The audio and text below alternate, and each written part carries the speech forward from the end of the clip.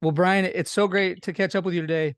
And I'll be honest, I think this is maybe the one of the I think this may be one of the first times I've called you Bryan, because to me you just go by Keel, because on the football team, like, you were just Keel. We got a lot to talk about today, and this episode will be a little different than some of the others I've done. As you know, I'm interested in hearing people's simple, practical, underappreciated lessons, and I would like to hear some of those lessons from you today, some that you've learned. But let's go back to the beginning and let's just talk about your story, and we can start at birth because you have an interesting story starting from the very beginning. Yeah, I guess I'll just jump right into it. I was born in 1984, June 16th, and I was born to. I mean, all of this information I didn't find out until later. So I was adopted, and it turns out that my biological mother and father were students at Utah State. He played running back on the football team, and she was a dancer, an Aggiette, and he was black, she was white. He was Catholic, she was Mormon, and anyway, she got pregnant, and we'll get into this as we go, but I was placed for adoption, and then ended up just 2 days later at the Kehl family. My Gary and Nancy Kehl, that's who adopted me, and they're most amazing people in the world. Could not have been blessed to have gone to a better family. They had three children of their own, and then complications arose, and they couldn't have any more kids, and they ended up adopting six. And getting ready for this chat with you today, I've kind of been reading different family stories, and it's been fun to kind of look back and see the timeline of like the six kids that they adopted. Three of us were babies. Like I was 2 days old, my sister was 3 days old, my other sister was like 5 or 6 weeks old, and then the other three that were adopted, one was 12, one was 17, and my oldest brother, he just turned 60 Oh my a goodness. couple days ago, and he was adopted after his mission. He was 20 21 when he and I actually were adopted right at the same time, and I was a baby and he was 21. So anyway, there's six that were adopted, and everybody came, even though there's different ages, they showed up to the family at different times, and so it was kind of fun. I was a baby when all these different faces were showing up in the home, and so it was fun today to go back and look and see when people showed up, and anyway, that's a mouthful, but that's the brief Bryan Kehl family. Oh, okay, so let me get this straight. So three of their own, and how old is the oldest of their own biological children? Or um I got so ballpark. many. So it's Clistia. So I was just looking at it today. um she was born in 1969. So what does that make her now? So about the same age as your 50, oldest brother, who's 54. So 50, that makes her 54. Is that right? Is that math right? what? Yeah, so younger than the Yeah, oldest she's younger. adopted. She's younger than the oldest, who didn't come until like 1980, 1984. So 16 years later or whatever, 15 years later. So Interesting. that's So where I say it's kind of interesting, like the dynamics where the age and how old you are and when you showed up in the family, like it does, it's all over the place. hard to probably keep track of. So everybody's just like family. I mean, do you are some of your siblings more like aunts and uncles, or do you feel like no, we're all siblings and we still have mom and dad at the top, and we all got here in wildly different ways, but we're all like, what's that like? Yeah, so that's a great question. The siblings are definitely like siblings. So like take that brother. Well, his name's Kevin. So he just turned 60. And he's a grandpa. Like he's got like, I think he's got five. Um, let's see. He has five. He's about to have seven because his oldest son, who's only 3 years younger than me. So I was an uncle when I was three. Um, he's about to have twins. So my oldest brother Kevin is about to have his seventh grandkid. So he and me definitely a brother relationship, like lots of competition, trash talk. But he's literally old enough to be my dad. But it is a brother relationship, and so that's interesting. And then like in terms of the family, I will say just off the bat, the greatest thing that I could say about my parents is that they treated all of us the same, and it's impressive, really. You would never know who was adopted and who wasn't adopted, albeit four of us have brown skin. So you could tell, but there's two that are adopted, and you would lots of times like people who've known my family for years. Going back to this same brother Kevin, he's like my parents are white, he's white.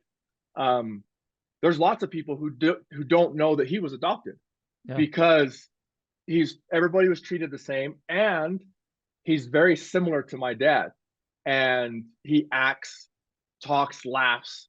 It's very similar to him. So there are all sorts of different family dynamics and age gaps. And so, in fact, my little sister, she's 4 years younger than me. So she's younger than her nephew, Oh yeah. who's I said is about to have twins. Which is that's four kids for him. But yeah, so my little sister has a nephew that's older than her. So it's just a crazy family, big age gap. Everybody fits in and everybody loves each other, and it's just a big circus.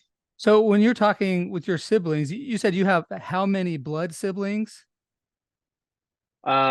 So and I never knew this growing up. So and we'll get into this obviously, but I got connected with my biological family when I was 25. And this is another thing too. So sorry to sidestep your question. I'll answer your question, but I read this earlier today when I was getting ready for this, and it was something that I haven't thought about this thought for a while, and it was kind of brought back to me. But anyway, I always knew I was adopted. I don't remember my parents. I don't remember when they told me that. I was, too little to remember. It's just something that I always knew. It was never an issue. It was just something that was just, part of who I was.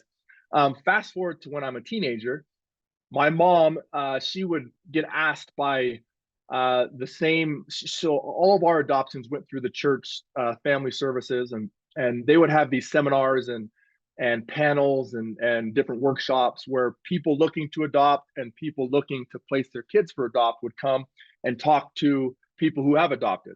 And she would bring me along, and kids who got adopted, they would ask us questions. And anyway, why am I saying this?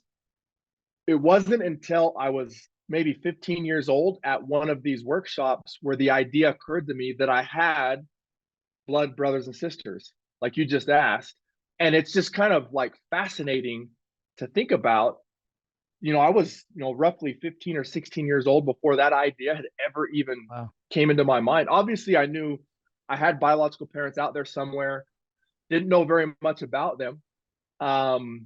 But I never even thought about the possibility that their lives went on and they had other kids that were, that might look like me. Um, anyway, so that's just kind of crazy. Never thought about that till then. I got reconnected with everybody when I was 25. So to answer your question, my biological father, his name is Maurice Turner. Um, After he left Utah, he got drafted by the Vikings. He went to Minnesota. He got married. He and his wife Karen, they have two boys. So I have two brothers there, and then my birth mother, her name's Amy. She is from Ogden, and a little more than a year after I was born, she got married to her husband Bryan, and they have five kids.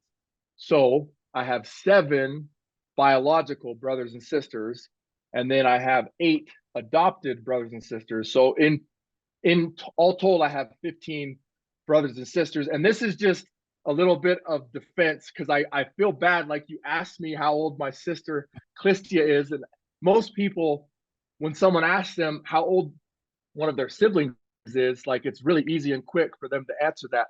But to my defense, when you have 15, it kind of gets jumbled, and so you have to think about it for a little bit. So this no doubt puts you in the top 0.001% of the largest families on planet Earth.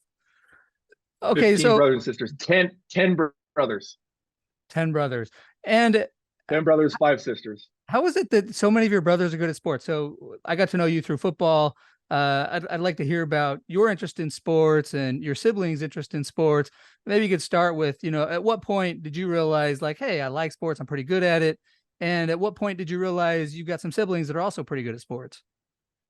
Yeah, so that's a great question, Nate. And we can, before we started recording here, we were talking a little bit about that nurture versus nature and genes and all that. And we can get into that more, but to answer that question, it really deals with that nurture and nature. And I obviously had both. I was born to play football. Like, I have a football body, I have football genes. My birth dad played football. He was drafted, and then I come along, raised in a completely different family, and ended up getting drafted. One of my little brothers, my birth dad's youngest son, he played. He still plays. He was drafted, and he just finished his ninth year. So football is in our genes, and then it's also in the nurture in the Kehl family. Um, Super big sports fans, and the biggest sport in our family was football. And so the four Kehl brothers, they all played football at some point in time. And my brother Ed, he played, and he was good in high school, but he wasn't that big. And it's kind of an interesting story. He went on a mission, and on his mission, he grew like 3 inches and put on like 50 pounds Wow. of muscle. And anyway, he's one of the few people. He got a scholarship offer while he was on his mission. Um, and so he went to BYU, and we were BYU fans. It was back as long as I can remember. It's actually kind of funny. A couple weeks ago, I was looking at some Cougar Club information, and I saw, and I don't know if this is when my dad joined, but this was the first payment that was made, was 1987, when I was just 3 years old. And so we've been Cougar fans, like, going way back. We had season tickets, and so I grew up going to those games. And so, to answer your question, sports, football, it's just always been huge in our family. And then, of course, it was literally in my genes. And so you're watching your brother Ed play at BYU, and your other brothers played in high school. Were they blood brothers? Those three other Kehls that played in high school? Two of them were. My parents had Clistia, and then they had Craig, and then they had Brandon. So Craig and Brandon are blood brothers, and they both played various amounts in high school. Brandon, he played, and he went on a mission, and then after his mission, he walked on at BYU, and he was a walk on at BYU for a couple seasons, and he was there with Ed. And then the other brother we've talked about a little bit already is Kevin, and he was adopted, so he's not a blood brother with those other brothers. But yeah, all of them played sports and football at various levels, and it was always just huge in our home. And then Ed and I both were blessed with size, and so that helped us take it further than the other guys. And does Ed know his biological parents? Yeah, so his story is crazy. And it's interesting. Like, we're doing this podcast, and so I have this chance to talk to you and tell you about my story. And a few COVID, excuse my frame of time. It's probably a few years ago now. I was about to say a few months ago, but it's probably a couple years ago. There was a story. Some journalists did a story about my brother. And I literally found out things about him reading that story that I never knew. And part of it's because like his story is very different than mine. Like, I was 2 days old when I was adopted. I didn't know any different. He was 12 when he came to our family. And so he had a completely different experience a early life than I did, and he's also biracial, black father, white mother, um, and it was just it's like kind of sad reading his story because it's just really tragic. Like his he was born, and then shortly after he was born, his mom kind of abandoned him, and so he lived with his dad, and he has memories of this. He remembers living with his dad, and his dad was nice and was great to him, and like he was laying on the couch one day when he was old enough to remember this, and some lady came over and he pretended to be asleep, and she was rubbing her fingers through his hair, and he talking to his family, and then she left, and after she left he was like, who was that? And his dad was like, well, that's your mom. And he remembers this. Wow. And shortly after that she came back, and he ended up going with her, and the plan was he was gonna like go spend the summer with her or something, and she ended up kind of like kidnapping him and took off with him, and she like was really dodgy and like severed contact with his dad, and and he totally lost contact with his dad, and she kind of like moved from place to place, and she was abusive. She wasn't a very good mother, and he ended up she was they were at like church, and one of the other ladies at church kind of saw her being abusive and was like, hey, if you want us to watch him, we'll take care of him. And she kind of saw that as an out, and she pawned him off on this family, and so he lived with that family, and then he went and lived with another family, and it's just kind of crazy. And then all of that happened over several years, and then he came to our home when he was 12, and like when he came to our home at the time, he kind of thought it was just another stop. Like he didn't really know that he was going to be there forever. And it's kind of like I mean, really not even kind of, it is a sad story. It has a great ending though, because like I said, my parents are amazing, and they brought him in, they adopted him legally, and treated him like a kid. And if you saw like our family dynamics, other than the fact that he's huge and brown, you would never know that he was adopted, because just the way he's treated. And but it is just a fascinating story. And long story short, a few years ago he was able to find his dad, Oh, and through now they have this DNA, yeah. and so he's able to reconnect with his dad, and so now he's able to visit with him. He still lives in Ed came from Florida. His dad lives in Florida, and he's able to visit with him, and they have a relationship, and it's a really cool ending to a sad story initially. What saints your parents are. And I mean, I just don't know. Like, am I just so selfish? Like, it's like I've got my kids, and they're everything to me. And then I just worry, like maybe I'm a helicopter parent. I just like worry about like, oh, what if I bring somebody else into the home and they disrupt the dynamic? And Yeah. I'm just so impressed with your parents. And this is maybe jumping way ahead, but do you think about adopting children someday? And like, where's your head out in terms of this? Yeah, I do, and I'm trying to decide how to answer this question, how honest I want to be. Well, just be Um, honest and make us all. I mean, just be honest. I'll be honest, and in my honesty, honesty is the best policy. So I will be honest, and my honesty will heap some of the due praise that my saintly parents deserve. So to answer your question, yes, like I have thought about adopting. Um, my wife Jessica, we've talked about it. So kind of our situation, we have three kids. Both of us would like more kids. But as she tells me, the baby factory is broken. Yeah. And so she says that she's mentally, emotionally, and physically unable to produce another child. Yeah. I And think we so can relate in our I think we can relate in our household too. so she has PTSD. So what are our options? And so this is where it's like, how honest do I want to be? So I actually have a fear, and you talked about this. You mentioned this just a moment ago, but I have a fear. Like I don't know, and this is me who was adopted.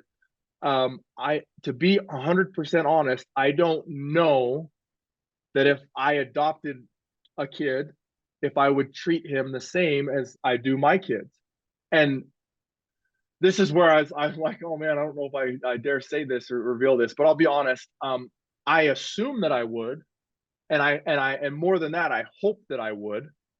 Yeah. But I'm honest enough to like acknowledge, like, I don't know. And that's where I tip my hat to my parents and all the fabulous people out there that are willing to adopt and bring strangers into their home and then are able to love and treat them no different than their own flesh and blood. And that's where, like, I literally could talk for a month heaping praise on my parents, Gary and Nancy Kehl, and I wouldn't do them the justice that they deserve, because they literally treat us no different. And it's incredible. Like, it's just phenomenal. So yeah, so for us, yeah, that might happen, it might not happen, I don't know.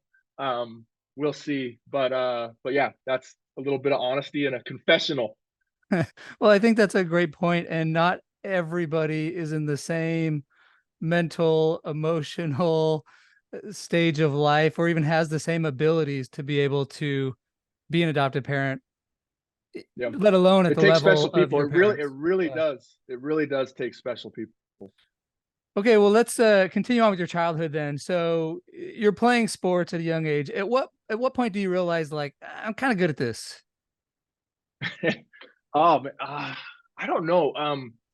So the story is, when they were picking me up, um, that some social worker mentioned, hey, this child's birth father is an NFL running back. Okay, and so that was like the story, all growing up. And I have to frame this, because to really appreciate this, you have to kind of know my dad who adopted me. Um, he he he's been known to embellish the story a little bit. Like, he tell let me I mean I don't let me say, he tells a good story. Yeah. Okay, and from time to time he may or may not hear some details. And so why do I say that? So, um was my did a social worker really say that? Like, it was always kind of like taken with a grain of salt. And people were kind of skeptical of it. And fast forward, when we met my birth father, Maurice, and it turned out he was an NFL running back, my dad, Gary, he was like, see, I told you guys. He was like very vindicated. For a lifetime of um embellishments, potentially. for a lifetime of For what you thought embellishments. were embellishments. Yeah. Yeah. So anyway, to answer your question, like, growing up, um yes, I thought that I had greatness in me, and part of it was because of this Keel family folklore. And also, there's a really cool family video they have on, like, old vintage camcorder style, of them picking me up from the adoption agency, Oh, and I'm wow. 2 days old. And it's pretty cool footage. But they pick me up, they take me home, and at home you have my proud father holding me, and there's like neighbors over. And he says, look at this boy's hands, and he holds up my hands. Look how big those hands are. He's going to be an NBA first round pick. And this is 1984, so Steve Young had just got drafted and signed that big, like historic deal. And in this video, that my dad literally says, "Oh man, Steve Young's going to be embarrassed about the contract that Bryan gets."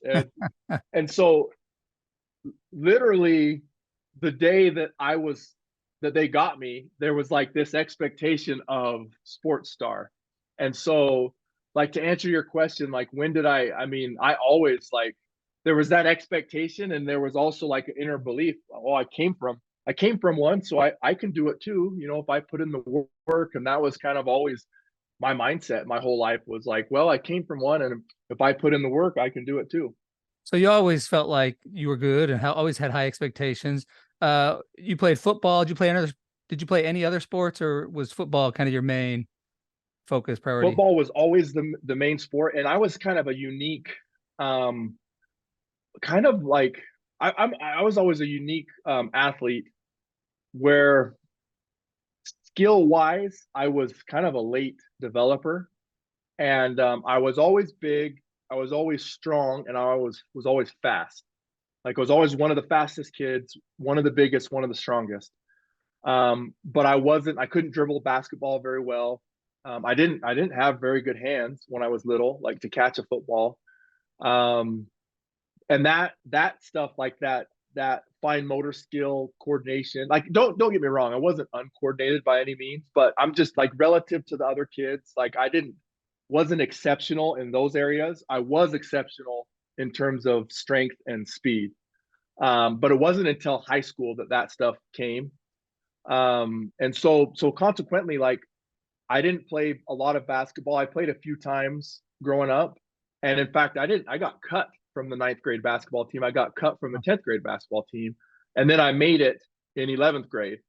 Um, and then I played baseball growing up, and then I stopped playing baseball in 8th grade, and then my senior year of high school I did track. But throughout all this, football was always, clearly, a mile ahead of any other sport. And you played a lot of basketball as you've gotten older. And if you could go back, the skills that you have now, or I don't know, I haven't played with you for 5 or so years. So the 5 years ago, at least Bryan Kehl, if you could take that skill to your high school, you'd be a pretty good player on that high school team. I had this conversation with someone the other day. I am so much more skilled now at 38. I turned 39 in 2 months than I was at 18 or 19. And it's usually not the case. Like I right now, I would absolutely smoke 18-year-old Bryan Yeah. in basketball. And I like that's not the case for most people at 38 versus 18, especially in a sport like basketball. Um, but yeah, it's I play a lot now, and I literally am like I'm the best basketball player I've ever been right now at 38. Partly because I play so much, and and partly because like when I was younger, I wasn't very good. So, but it's Well, just kind of a funny thing. I'm going to try to remember this. Just in the last 2 years, I still play a little bit. Just in the last 2 years, I felt my coordination slipping, which has been odd. Like when Really, I'm dribbling, like the ball's not where it used to it be. normally is. And I have another friend who's 42 who knows the same thing. So I wonder if you'll be, in your mid 40s before that happens to you. But The 40 is I'm that gonna follow magic up with number, you on so we'll that. see. Yeah. Follow up with Well, me. okay. So you're really progressing in football. You're in Salt Lake City playing at Brighton High. At what point did the recruiters start paying attention? Yeah, so like in terms of me, so I was always a really good football player, but I wasn't like dominant in a sense where like when I was in little league, if you would have asked the coaches, "Oh, is that kid going to go to the NFL?" Like they wouldn't have said, "Oh, that's an NFL player." If you would have asked me, I would have told you, "Yeah, I'm going to the NFL." And then in high school, a lot of people start as a sophomore in high school. I had some friends. I literally I had my 20-year high school reunion last fall, and I saw one of my best friends from high school, team captain with me, and he literally almost the whole night he loved the fact that he started at linebacker as a sophomore and I didn't. And he loved like he had that over me. And so anyway, I was okay as a sophomore. I was pretty good as a junior. I started as a junior, and I received a scholarship offer after my junior year, Okay. and then it was my senior year where I really became like just took a big leap and was dominant. And I actually was talking about this, I think with my wife or somebody else the other day. Like my senior year of high school was probably the first year where I was like 100% best player on the team. And there might have been maybe 1 or 2 years, like in Little League, where you could say that, but even if you could say that, it was close. But it wasn't until like senior year of high school where I was just in a different class with everybody, and part of that is like I was a little bit of a late developer, that coordination wise, like we talked, and I put it in the work. Like I worked, and then also we've talked, I had really good genes, so I think if we polled 100 people who knew you and they said, what's the most common trait that you would use to describe Bryan, or what personality trait would most describe Bryan? I think most people, at least in their top 5 traits, would list confident. And so I think it's interesting, whether it was whether it was Gary that, told you from day one, like, you're going to be an NFL guy, whether it was just Yeah. from your genes of Maurice and Amy, where that's just how you came. But that confidence, you believing in yourself, yeah, like, obviously genes matter so much. You can't just take any old person and turn them into an NFL football player, Yeah. but you do need to have the confidence to put in the work and believe that you can make it. Yeah, it is. There's like the old nurture nature, and it's both. It was 100% both, and that's how it was with me. And I definitely gained that confidence. And if you talk to my dad, Gary, like, he would 100%, like, he will take credit that I made it to the NFL, and the work ethic and the discipline and the belief and all that stuff, and he will, with a twinkle in his eye and a wink, let you know that he helped facilitate that. And the same thing with my brother Ed. My brother Ed played in NFL for a few years, and so the same thing. He loves my dad. He loves to take credit for that. Which, and honestly, he deservedly, like, Yeah. he put the framework and facilitated a lot of things for us to then take the genes that we were given and make it happen. It is crazy, for as old as our species is, maybe not that old in terms of like the, eternities, but we still don't know how much is nature and nurture. And it's tricky because you don't want to put too much on either. Like, if you put too much on, like, just confidence and belief, you're setting yourself up for failure. But man, you can do a lot if you really believe and are persistent. So I think that's just so interesting, especially, as your dad's thinking, like, I think this nurture matters a lot, and it does. It does, and it's there's so many traits that my dad has, having raised me, that I see in myself. And then it's just fascinating to then see my birth dad, Maurice. And now, I mean, it's been 13 years now of knowing him and cultivating a relationship with him. But right from the jump, like, here's this, biological progenitor who I literally never saw for 25 years of my life, looks, walks, works out just like me. I mean, there's so many, like, little idiosyncrasies that I have that came from him, and, like, he was never there. And it's just, I write down, here's a funny story. Okay. He has a really good friend, like a really, really good friend, so much so that this friend named his son after Maurice. And, so it's Big Mo and Little Mo, right? And, so his son, Little Mo, is in high school, or coming into high school. Anyway, so this friend, he texted us the other day, and he said he wanted a picture of our workout journals, and because he knows that some of us keep a journal of every workout we do. And so one of the things that I do, and I did this before I met Maurice, is I wrote down what I did in my workout. And it's something that he does. And I literally have a bunch of these journals, right? And so it's just kind of interesting, just these little idiosyncrasies. And so I took a picture of my thing and sent it in this text thread. But yeah, there's so much to genes, and there's also so much to environment. And it's just, it's a combination of both. So that's really interesting. I've lifted a lot of weights. Now, some of my teammates from Snow in high school might tease me and say, well, you didn't lift that much weights. But over the course of my career, and especially at BYU, like, I hit the weights hard at BYU and got Big pretty time. strong for my size. I never once considered keeping a workout journal. This is not like, I mean, I guess we had to submit stuff for, Coach Omer or whatever, but Yeah. I've never kept a workout journal. People make fun of me. So I work out at the gym here. It's called Lifetime. It's like a big chain gym. There's tons of people there. I go there almost every day. And I have my little red journal, and so people like, people that I know, they'll see me writing it, and they always come up and make fun. Oh, what are you writing in your diary? And they kind of make fun of me. But I love it. Like, it's just something that I do, and it's literally in my genes. It's something that he does and has done, and I started doing it before I even knew him. That's fascinating. And I actually, the very first episode of this entire podcast was about journals. Like, I love to write in journals and read journals.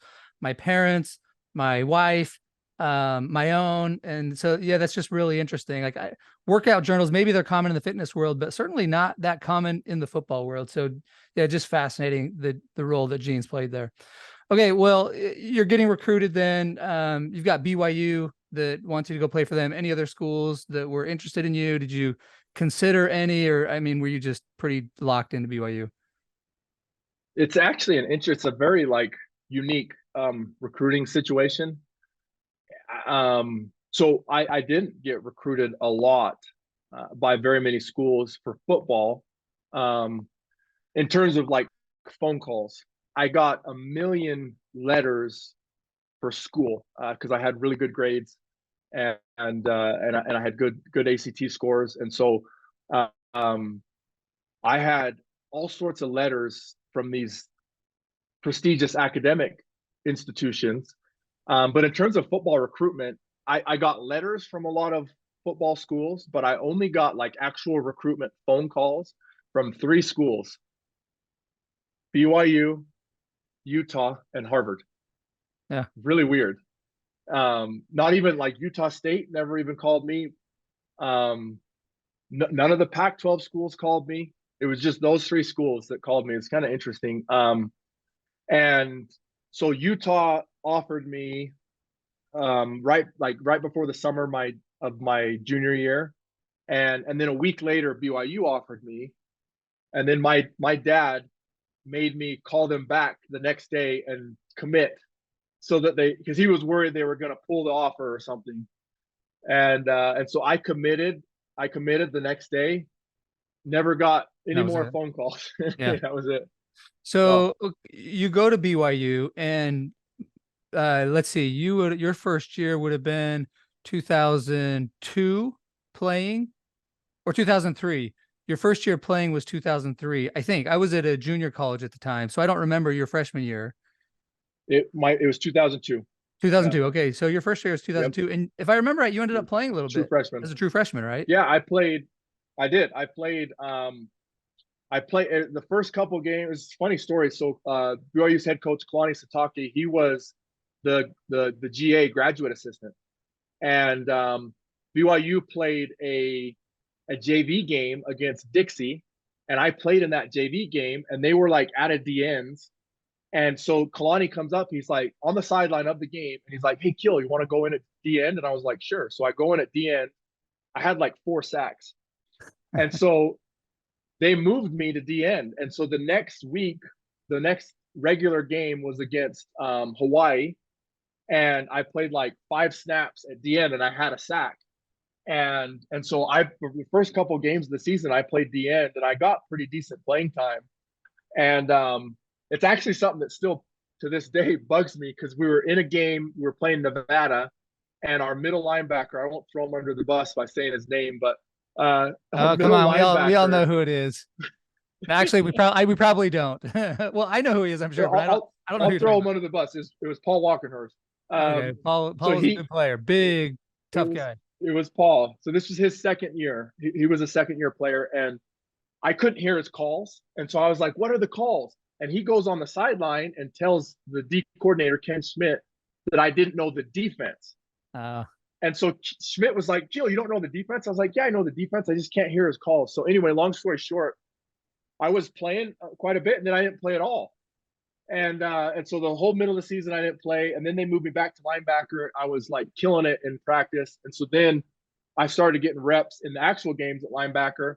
And my best game of the year was the last game against Utah. I was the Subway sub of the game. I still remember that. But anyway, after the season's over, this linebacker coach slash D coordinator, Ken Schmidt, he comes up to me, he's like, "Well, Keel, probably should have just gone with you the whole time." And I'm like, "What good does Yeah, that no, do me no now? The kidding. season is over." Like, oh my gosh. So anyway, yeah, that was my freshman year. That was 2002. Then Okay, I went on so my mission. yeah, so where'd you go on your mission, and why did you decide to serve a mission, and did you ever consider not serving a mission? And let's go through that a little bit. Yeah, so I all four of my older brothers went on a mission. My dad went on a mission. It was always like, just from the time, I don't even remember when I made that choice, but I was a little kid and always wanted to go, and it was time to go. And it really wasn't that tough of a choice because I had always decided that I wanted to go. And so, I wish that it was as it is now. Now you can go when you're 18. At this time, you couldn't go when you're 19. So with my birthday, I had a late birthday, so I had that whole year before. It would have been better to have gone right out of high school and then had all my years in college together. But it was awesome. I went to Toronto, Canada, and aside from losing 20 pounds, which took a while to gain back after I got home, it was just a phenomenal experience. I loved it. It was really hard, really cold, but loved it. Absolutely phenomenal time of my life. Have you been back to Toronto? Do you keep in touch with anybody from Toronto? I need to be better at keeping in touch with people. There are a few people that I occasionally talk to. I went back a year after I came home, so that was 2006, and I haven't been back since then. It's on my to-do list. I want to take my wife and my kids to Toronto. I want to take them to Niagara Falls, and it's on our list. We'll make it there one of these years. Okay, so this is like an impossible question. You spent 2 years there. It's an amazing time of your life. If you had to summarize, like, the most important lesson you learned from that time period, could you come up with maybe one or two? From my mission, Yeah, from your mission. Yeah. oh, that's a great question. I would say just be humble and work hard is probably the best things that I learned. I guess so. Like the humble part of it, like it was great to. It was like a mission for everybody. It's a humbling experience, and it was really humbling for me, and really helped me. You talked about my confidence, and I've always flirted with cockiness and confidence, which is good, but humility is important. And so I was able to learn a lot of that on my mission. And then I guess if there's one thing that, just to sum it down to one thing, is hard work. Like hard work's everything. And I definitely learned that on the mission. I learned that like with what I was supposed to do as a missionary, and then also like just with sports. Um, I lost 20 pounds, but what I was able to keep was my quickness, because I ran stairs almost every day, and I jump rope almost every day. And so when I came back. My first day back was July 1st, and practice started like roughly 3 weeks later, and I was just thrown right back into it, and I didn't have the quote unquote mission legs that most missionaries have, because I ran stairs and I jumped rope almost every day. And so anyway, hard work, hard work is everything. So some listeners don't probably know much about missions. So if you're describing, humility and hard work, what's the goal of the mission, and why was hard work and humility so important to you while you were on your mission?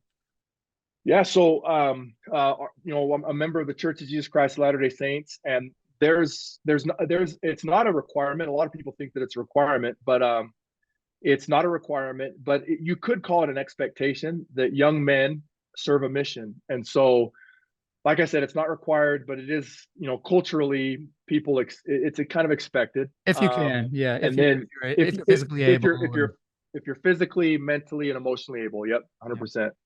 And so it's expected to go on a mission. The goal of the mission is it's first just service, but ultimately it's to proselytize and spread the gospel of Jesus Christ. So that's the goal of a missionary, and you do that any way you can, whether that's shoveling somebody's sidewalk or sitting down and teaching them actual gospel principles and gospel lessons, and then ultimately leading them to baptism, to follow the example that Jesus did when he was on the earth of getting baptized. And so, to answer your question about humility, I cockily, as an 18-year-old, had this idea that, like, well, you work hard and you have success. I worked hard in school, I had success in school. I worked hard in sports, I had success in sports. And so I kind of thought that I was just going to have a baptism every week and was just going to like have all this success. And you can have success as a missionary outside of baptisms, but that's so answer your question. Like, I went a whole year getting up on time, going out there, pounding the pavement, following all the rules. And I didn't have any baptisms, and it was humbling. It was great for me because, you learn a lot, and that's not what a mission is about. That's not the success of a mission. Is how many people did you baptize? As a 15-year-old, you kind of think that that's what measures a mission success, but in reality, it's not. It's how much were you able to learn about yourself and serve other people and follow the rule. There's just much more that goes into it. So yeah, that's kind of the goal of the mission. And for me, it was humbling and it was great. And I learned that, and I just kept working hard and all the way to the end. And that's where it was like a great life lesson, because even though I didn't have the success that I expected in the way that I expected it, the formula is still get up every day and go to work. Yeah. And that Okay. you can take that lesson to anything in life: sports, dance, theater, school, family relationships, husband and wives. There's divorce is rampant in our society and our culture, and there's failure, giving up. People, there's so much of that in today's society, and I think that lesson of success doesn't always come the way you expect it, but get up every day and go to work. Just work hard on everything, including, yeah, relationships. One of my favorite quotes is from John Wooden, and he said, treat friendship like a fine art.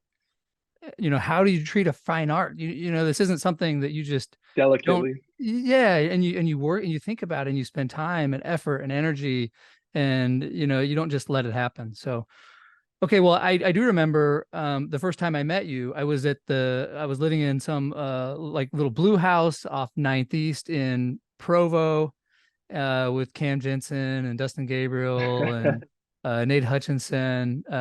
Did you guys And have a name for yourself, like the Wolf Pack or something? no, that must have been another house. Honestly, I don't think so. I don't think so. I The would Wolf tell you if Den, we the Wolf Den. did. We should have. Or maybe some of the guys did. They just didn't include me. But I was Okay. excited for you because I had redshirted my first year at BYU, and then my 2005 season was the first year that I was going to play. And Cam and some of the other guys, like, we got this guy Bryan coming back who played as a freshman. So I was really excited, thought you were going to help the team, and you did. So maybe just share a little bit about your BYU career. What was that like for you? We've talked about your freshman year, but what were the next 3 years like, and what did you achieve, and what did you learn? I loved every minute that I was there. I've told you, we're diehard BYU fans from long ago, and that's the same today. So, like, being at BYU, I mean, that was the time of my life, just living my childhood dream, and and especially like how it transpired in 2002 was BYU's first losing season in 30 years. So it was like heartbreaking to be a part of that. And then I go on my mission. BYU has two more losing seasons. The coaches changed, and then 2006 excuse me, 2005 that you're talking about. That was my first year back. Our coach Bronco Mendenhall's first year, and we kind of returned some prestige to the program. And then in 2006 and 2007, we took it, and 11-2 both those years. Won our bowl game. We won every game at home. We won every game in conference. Beat Utah, which is huge. Set the So record yeah, for it just in 2006. Set the record for margin of victory at home. Like, I mean, it was like every game big, we're winning by 35 points or something like that. just getting after people. It was awesome. I just loved it. Like, great time for me. I played as a sophomore in 2005, that year that you were just talking about. Um, uh, no player plays as much as they expect or want to play, and that was me that year. I thought I should have played more, but and then the next year in '06, as a junior, I was a starter, and then '07 I was a starter and team captain, and all that stuff. And it was awesome. I when I look back at my time at BYU, it is just with the fondest, just nostalgic, just Uncle Rico. We were the greatest. Just, oh, I just love it. Just absolutely cherish and just adore my time there. And when you think about Bronco Mendenhall, what do you think? Grit, determination, discipline, accountability, hard work, principles, like just all these old school characteristics that are lacking and less abundant in the world today. I think of somebody who cares about results, who cares about doing things the right way. I think about somebody who doesn't care about the limelight or being seen or what the world thinks or what outsiders think, but I think about somebody who is all about the team and family and togetherness and camaraderie and band of brothers and team building activities and super games and just all those characteristics. Yeah, so Bronco Mendenhall was our head coach at BYU that helped clean up the program. When I joined the team in 2004, I was in one of my very first team meetings. It was like literally like maybe my second or third, possibly my first team meeting. But a number of players had been accused of sexual assault. A different set of players had been accused of rape. A different set of players had been accused of assault, battery, robbery. So just a complete disaster. And it's total like, crisis control. And I'm like, what did I get in? What did I get myself into? But then again, I'm thinking, well, I got a chance because there's going to be a lot of turnover here. And we have a players only meeting, and one of the leaders of the team, so Coach Croton, the former coach who I love, who gave me a chance to play at BYU, he stepped out. And we had a players only meeting, and one of the leaders of the team stands up and says, "Guys, how can you be so stupid to get caught drinking? Don't get caught drinking," which is funny, of course, because at BYU, you sign an honor code and you commit to not only not get caught drinking, but to not drink. And that was the culture of the team. Don't get, how stupid do you have to be to get caught drinking? And so, that year 2004 was terrible. And then Bronco came in and just, man, he whipped that program into shape with the other assistant coaches as well. I'm glad I was on my mission during that time. I'm glad I missed that. It was a disaster. It was a dumpster fire, as you say. Glad I was gone. So at BYU, you also meet your eventual wife. I did, and your listeners will be pleased to know that you played a pivotal role. I wasn't going to mention that. You played a pivotal role in that. Your listeners will be pleased to know that I saw a young co-ed on campus, and she caught my eye, and somehow I either found out or whatever that you knew her, and so I got her number from you, and just full on cold called her out of the blue and asked her out. And you had prepped me a little bit because you had told me that she had a boyfriend. So I'm happy with you. So thanks. And I'm also mad at you because you set me up for failure. You had told me that she had a boyfriend, they were on a break, and that she would be willing to go out with other people. And so I called her up and asked her out. And she literally said to me, "Well, I have a boyfriend, and when you have a boyfriend, you don't really go out with other people." She literally said that. And that was a bruise to my cocky ego that I'm still mad at you about to this day. It was the first time I'd gotten denied on a request. So anyway, that was the first time. That was like right when I got back from my mission in like the fall of 05. And I didn't end up going out with her until December 2007, so more than 2 years later.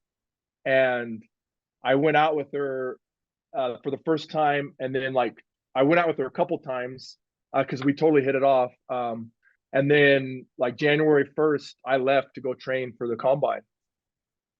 And so before we hit record, you told a story about a similarity that you had with your biological father. Do you want to share that? Yeah. I mean, it's a good story. So I was telling Nate before, for the listeners, before we hit record, I was telling, like, nurture in nature is just wild. And so getting ready for this chat with Nate, I was looking at all this different information, and I told you how there was this newspaper clipping from Minneapolis. It was from Maurice's second year there, and the was like a Q&A, and the reporter asked him if he had a girlfriend, and his response was to the question, "Do you have a girlfriend?" I'm going to read it. "I do see someone, but I don't believe in them. If you have a girlfriend, you should get married." And it was so funny because that's literally how I viewed it in college at BYU. There was no point in having a girlfriend if you just go ahead, just skip that and get married. Like, either date and, or, like, so my whole time at BYU, I never had a girlfriend, and didn't want to have that exclusivity with somebody. And then, this girl, Jessica Bingham was her maiden name, who Nate absolutely contributed and helped, and I'm still mad at him, but absolutely helped in getting us connected. I ended up going out with her. I left, and we had like a long distance relationship because she was in Utah and I got drafted by the Giants. I was in New York.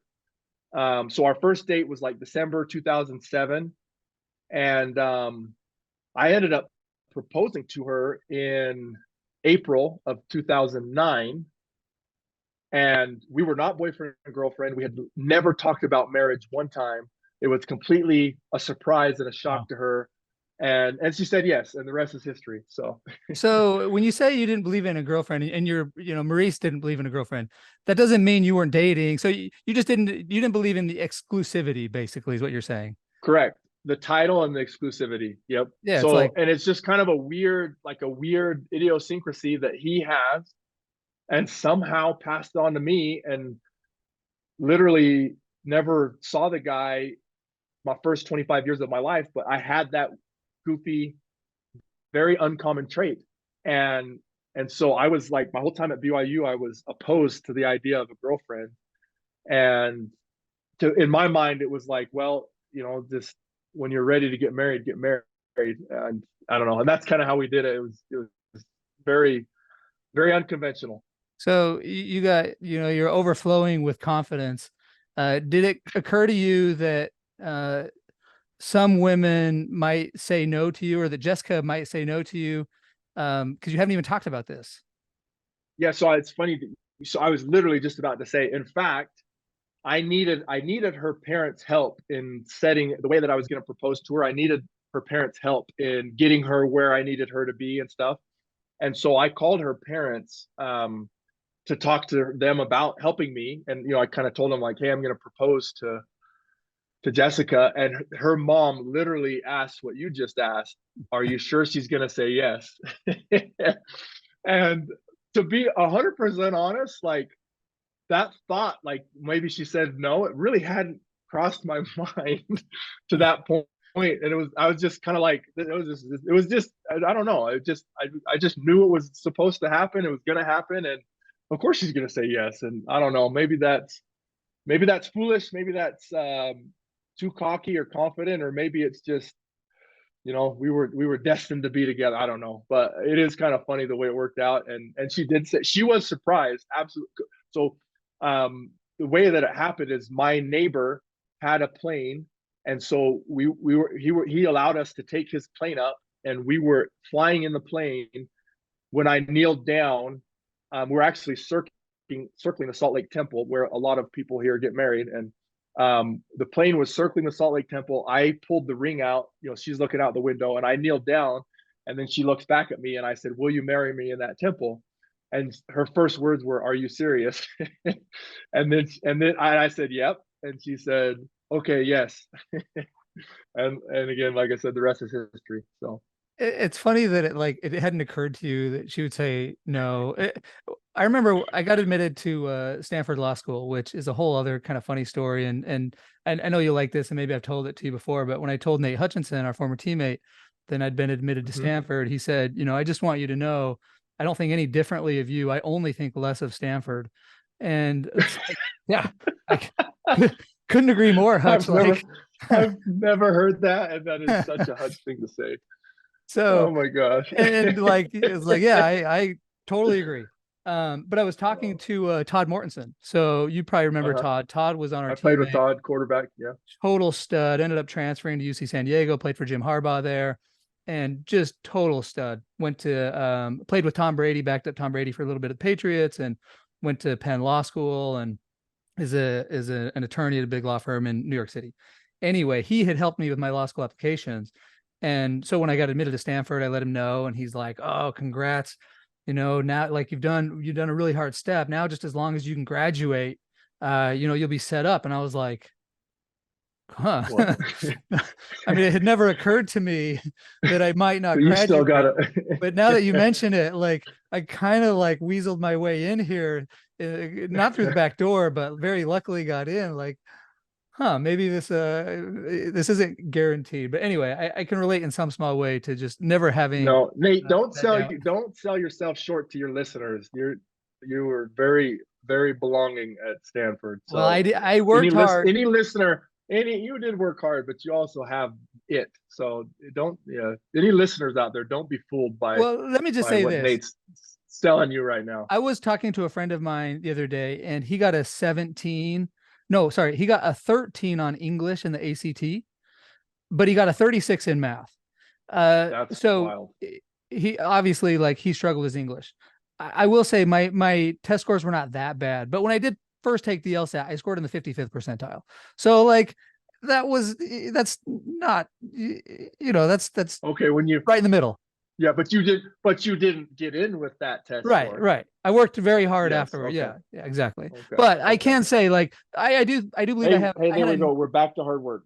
I had a yeah, exactly, because I had a number of classmates who I guarantee they did not have to study for 6 months like I did, but a lot of them did, or they had put in the work, previously when I had just kind of For focused sure. more on sports. So that basically wraps up your BYU career. We talked about your playing career, me introducing you to Jess, helping you to get married, you two owing me forever for your marriage and your children. Eh, kind of, a little bit, kind of. So now it's time to get to the NFL. And are you thinking, like you're going to get drafted? What are the scouts saying? How are you feeling about your NFL prospects? Yeah, it's a good question. I grew up always with the hope, the dream, the goal, and also even an expectation to a degree. That being said, I mean, ultimately, there's always moments of doubt, and you have doubt in high school, you have doubt in college. I didn't become a starter until my junior year, and so there was definitely moments of doubt that crept in, especially during my freshman year as a true freshman. But my sophomore year, I expected to start and I didn't, and there was moments of doubt. This is in my mind. This is derailing all of my plans. When I wasn't a starter as a sophomore. But yeah, my junior year, I cracked the starting lineup and I played really well. And in fact, I remember I saw this article. I think the other day when I was getting ready to just talk about all this good old stuff. There was an article somebody I think in the Deseret News wrote during spring ball, before my junior year, when I was now in the starting lineup, but the season hadn't started. It's just spring ball, and whoever wrote, I can't remember if it was Dick Harmon, whoever wrote it, but they kind of went through like each of several guys and listed things about how they were doing in spring. And he put Bryan Kehl, and then he put NFL speed and potential. And I remember seeing that. That was kind of like the first time externally where somebody else was like, "Oh, that guy has it," And I just remember Besides your feeling dad. so. Yeah, that's what I mean. Externally, outside of me, my family, my mom, of course. Um, and yeah, I just felt so validated. Just I remember reading that, and I hadn't started a game yet, and I just felt so validated reading that. But so that was before my junior year. Played really well my junior year, and at the end of my junior year, I started to get phone calls from scouts, NFL scout, or not scouts, Agents. agents, from agents. I started to get phone calls from NFL agents. And it was when those started coming in that I was kind of like, okay, this is potentially happening. And then from that moment of that first phone call from an agent, uh, fast forward to when the moment I did get drafted, it was like a gradually increasing confidence that like this is going to happen. And I say that because even on draft day, there's still some doubt. Like I was projected to be a second to fourth rounder, and I went in the fourth round. So I when the second round finished, and I wasn't drafted, and I was, then the doubt creeps in, and then the third round, and so just there's doubt, and then when it did happen, it was absolutely just one of the greatest feelings of just accomplishment in my entire life. I was just listening to something today, and I think it was the coach for the Bills. This was just recently, had everybody in the team rooms, it's like everybody stand up, and then it's like sit down if you didn't get drafted, and like everybody, like a third of the room sits down, and like sit down if you've never been, if you've been traded, and goes through it, and basically if you've ever been cut, and finally there's one person standing, and it's Josh Allen. And he says, Josh, how many scholarship offers did you have coming out of high school? And Josh, like, he didn't have any. That's why he ended up Went to Wyoming. to Wyoming, right? So even it's like outside looking in, it's like, oh, the NFL guys, they've known all along. Yeah. It's like, no, everybody's had their own journey that was filled with doubts at times. That's a good story. So you get drafted. So what's that? Giants call you? Yeah, so it's a funny story. My brother, I have four older brothers in the Kehl family that I grew up with, and that they beat up on me and all that good stuff. The next one above me is 10 years older than me. So those four, there's a big age gap. And that brother's named Brandon. He was like the self-assigned coach of Bryan my whole life. Like now, another funny story. I was on my mission Christmas, calling home. I'm talking to him. He asked me what I'm going to major in, and I said, I think I'm going to major in engineering. And without skipping a beat, he said, "That's not what we're going to do." So he's always just kind of been, self-assigned life guide for me. So anyway, you've never seen, like, as excited as I was, as excited as my dad was, you've never seen anybody as excited as this brother Brandon was on draft day. Because he played football, and this was, every kid who plays football has dreams of getting drafted, and now his kid brother is potentially going to live that dream that day. So And anyway, we didn't know about CTE then too. There was no downside back in the day, right? there was no downside, no limiting factors. So he goes out to whatever hat store and buys 32 NFL hats, and he's got them, one for every team, and he's got them lined around the living room on the mantle around the room. Okay, and so he's, and whatever, this is his thing. He says, whatever team is up picking, he puts that hat on my head. And so, because his whole thing is like, so then when you get drafted, you could tell the team, I'm wearing one of your hats right now. Like, anyway, it was so funny. So, we're doing it. I'm wearing these hats. And I mean, I knew I wasn't going to go in the first round, but like during the second round, we were doing it. And anyway, the draft, I think back then, the first, I can't remember if the first and second round were together. I don't know. Anyway, the third and fourth or whatever rounds were the next day. And as time goes on, we were kind of like over it, over the hats. Yeah. We weren't really even paying attention anymore to the TV. And we were just kind of like chit-chatting, there's food, whatever. It was kind of like, I was kind of mad, like, I should have gone by now, right? So I'm kind of over it. And I almost missed the phone call. And then I think I can't remember if my phone was on silent, but I did feel it buzzing finally. And I pull it out, and it's like some weird number. And it didn't even register, like, because I had been so over it, it didn't even register that, like, oh, it's the number you don't know from a different area code. It didn't even register. So I answer it, and it's the New York Giants drafting me. And so my brother's scrambling, where's the Giants hat? Trying to get the Giants hat. And so anyway, he, puts the Giants hat on my head, and that was the moment. It was pretty awesome. I wish, a lot of people have that filmed, videoed. I wish we had that videoed, because that would be a pretty sweet video. Yeah, it would have been But a we flip don't. We phone. It didn't. would have been a flip phone video. It would have been crappy, Anyway, so grainy. you go to the Giants, and Who just won the Super Bowl 2 months before. so you're going to the defending Super Bowl champs, going to New York. Uh, if you had to pick at that time, your top two or three teams, like I imagine the Giants in terms of the franchise and the location is got to be at least up there, right? It's funny. I knew so little about the NFL at that point that I wouldn't have even known who to pick. And Okay. in hindsight, it was a terrible place for me to go, because Right. their scheme didn't fit my playing style. The coaches didn't like me from day one. They let me know it. And the general manager, he liked me, and he traded up. He traded up to draft me, because they were like 7 picks lower, and he was getting nervous that someone else was going to get me. And so he traded, I think it was a 6th-round pick, to move up 7 spots to get me. He was really high on me, but the coaches didn't like me. But yeah, you don't know that. You're just, it's just like, oh, Super Bowl champ. That's pretty cool. Like, it was in New York. I'd never even been there before. Like, it was just also just, whoa.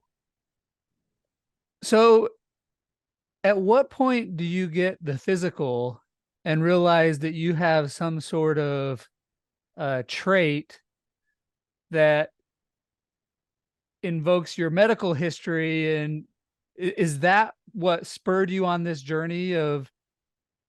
No, it wasn't. It's a kind of a funny thing that actually really did it. So, well, to answer your question, that was my second year. So 2009, we played. It actually kind of coincided when all this happened, but we played the Broncos on Thanksgiving Day in 2009 Your second in year. Denver. And so that's why the medical staff was looking at who on the team had the sickle cell trait, because of the altitude in Denver. Okay. And if you have the trait, which apparently I do, then it's just like, monitor this person. But if you have actual sickle cell anemia, then you're not supposed to play there. Ryan Clark was a safety for the Steelers. He had it. He wasn't able to play in Denver. Anyway, so that's where it came up. And they asked me, about my history. Does anyone in your family have sickle cell anemia? And I was adopted. I don't know. But interestingly, that right around that same time, there was somebody who I had no idea who this person is, but they posted a picture on early version of social media. I couldn't even tell you what site it was. I wasn't even on it. One of my friends, friend of both of ours, Zach Erickson, he saw it and sent it to me. And this person posted a picture, and it was a picture of me and Zach's wife, Julie, at her graduation. And the person who posted this, he said, "Look how good I look." And then he, this is what he wrote beneath the post. And he put, "JK, that's not me. That's Bryan Kehl, but I'm pretty sure he's my biological brother." Weird story. So this person was also adopted and did look pretty similar to me. Mm. And so he was just kind of joking, like, "Oh, we've got to be connected because we look alike, right?" And so I can't remember if Zach knew this person. I think Zach knew this person. And so somehow I got connected and was texting with him. And it was that exchange of text where I got the idea to look at the height and weight of my biological father, because that's the only information I had, was his height and weight. And I had never thought to do this, but I got the idea, if I can find like a roster and find a guy from Utah, the state of Utah. I didn't know what school he went to, but a guy from the state of Utah who played running back, supposedly, who fits this height and weight, maybe that's him. That's what kind of started it all. It was really like a needle in a haystack search, but ended up finding the needle. What? So, yeah, I thought the story was you had to look for this medical history issue, and that's where you started maybe going down like a 23andMe DNA testing. So it was No, a random this was like so it was 2009. It was pre pre 23. And 23andMe. yeah, it was before that stuff. That when that stuff came out, all of my adopted siblings, they've all now found their biological families with that DNA testing using that. They've all done it, but mine was the first one to happen, and it predated that. So My gosh. no, So it was this needle in a haystack search. you had the height and weight, but were you 100% certain that No, that was the thing, right? Because it was only you were told that he played in the NFL, but that wasn't yep, even like no, certain. wasn't verified. No, it was So, just something they said to my parents at the adoption agency, and there was like speculation about whether or not my dad Gary made it up. Like yeah, it was just like the story that the Kill family folklore. Brian's yeah. birth dad was the running back, So and you like, even the running back part, like yeah. that could have been misheard. But I mean, it all turned out, it all checked out. But yeah, it was not verified. So do you remember like, so you log onto the internet like on a what Monday after a game, or maybe it's in the off season, and you're just like, okay, well, I'm gonna start searching the height and weight of every player in Utah. Did you know University of Utah, Utah State? I forget. Was it? Now, so it's kind of interesting. So when I was like, when I never really tried to find them until I really kind of got more interested in it when I was a teenager. And it's not like I ever like really went on a hunt or anything, but occasionally my mom, it was a lot of times it was my mom's idea. She'd be like, hey, let's try it. And at that time, and this if I'm a teenager, then this is like 1998, 99, 2000. This is like early internet, and there were these adoption registry websites where you put in your birth date, and then you're hoping that the other person is looking for that birth date, and then if you both register, then they connect you. And there's like a couple of those websites, and we would do that occasionally. Nothing, it was all in vain. Nothing ever came of it. um, Also, when I was a teenager, my mom, she would talk at these workshops for adoption, and she'd bring me along. They would ask me questions. So they'd have parents looking to adopt, and then they'd have people mothers who were pregnant who were looking to place for adoption, and they would talk to kids who were adopted, like me, and they would ask us questions, and it was that kind of got me more interested in thinking about things. But the I lost my train of thought. That's when I found this piece of paper. Was at some point in high school in a filing cabinet, and I found this piece of paper. I have it pulled up on my computer right now, and it has no names on it. The top of it says LDS Social Services Adoption Matching Information, and so it says the practitioner's name. That's the only name on it. But then it says expected date of delivery 22 June 84. I was born on 16 June 84. So just by that deductive reasoning, I was like, okay, this paper's for me.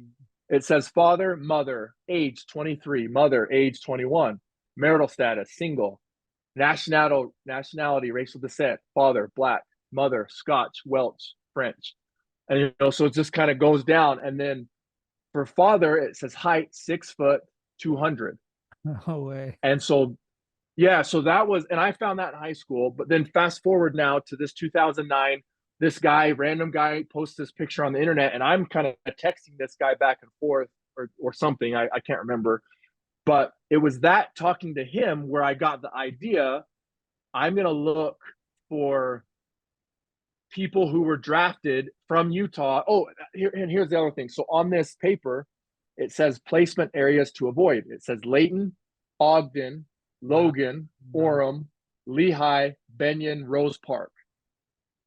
So because it said Logan, that's kind of why I had never really thought about Utah State. I was born in an LDS hospital in downtown Salt Lake, so I kind of suspected that he was a dirty University of Utah player. But I saw this Logan, so then I was like, oh, maybe Utah State. And so I looked in like the 82 draft, the 83 draft, and it was the 83 draft where I found a running back from Utah State, and the name was Maurice Turner. No but way. that didn't have a height and weight. So I had to look up like an old Viking. He got drafted by the Vikings. I had to look up an old Vikings roster, and I found a roster, and the roster said Maurice Turner said 5'11", 200. So it was an inch off, which is typical because the NFL, they always, every pro sport, they measure you short. So, but the weight was on. And so it was honestly, it was just a coincidental thing. Um, and if you remember, so I said we were playing the Broncos on Thanksgiving Day in Denver. And so my family came to the game, and I was the day before the game, we were eating Thanksgiving dinner, you know, and I had on my phone kind of some of this stuff I found, and I showed it to my mom. And it was the thing was like, look at this. This is pretty funny, right? And I think I had a picture of the guy who posted that picture of me saying maybe we were brothers. And I said, look at this guy. He kind of looks like me, right? And, look at this name I found, blah, blah, blah. And I just thought it was kind of funny, coincidental. I didn't really think much of it. Played the game, go back to New York, and I kind of left it at that. But my mom, the next day or a couple days later, went on a trip to California with a bunch of her neighborhood friends, and she started talking to them about it, and these women just decided that they were going to go on this wild goose egg hunt on vacation on their cell phones, googling this guy in 2009. So it's not that great, Google on your phone in 2009. And so for the next couple of days they would like message me, all this Maurice Turner has a son named Maurice Turner Jr. who played at Northern Iowa, who just like a couple weeks before that, or no, actually, yeah, it was let me think. Oh, actually, no, it was a year before that. A year before that, Northern Iowa played BYU, and he played at BYU. If I had redshirted and been there 1 year later, I could have tackled my brother. He played receiver. I could have tackled my brother and not known it. I was at that game. I was doing radio You you broadcasting you, at you that watched game. him play. Yeah. You watched him play. He played for Northern Iowa. No way. I remember that game. So they're finding this stuff, and they found a picture of him, and so they pulled it up and sent it to me, and I don't really look like him, and so it was kind of like, I don't know, and like a couple of days are going by, and then it was like a week later is when it all unfolded, and there were like simultaneous things that happened. My wife had mentioned all this stuff to her family, and her brother had a teacher at school that was an athlete at Utah State. And he mentioned this to her, and she knew the whole story. She knew about Maurice Turner, whose girlfriend was Amy Evans, and she got pregnant, and the baby was placed for adoption, and she like knew all this stuff, right? And while that was happening in Utah, my mom was with her friends in California Googling, and this same day that they both kind of found this connection, my mom and her girlfriends, they found his number. And so they called me. They're like, we found his number. Do you care if we call him? And Do I you was have any like, idea how go they found ahead. his number? Just from Googling. They found his like Just whitepages.com or white something like white that. pages. Yep. Just from Googling on their phones on vacation. Yeah. They were just totally sleuthing it out. And so I was like, yeah, whatever, and at that point it was starting to like in my mind be like, maybe this is real because of like this other story going on from Utah from my brother-in-law and his teacher. And then so then now I'm Googling this guy's name, and I did find a picture of him, and he had a baseball hat on. So wasn't a great picture, but he totally looked like me.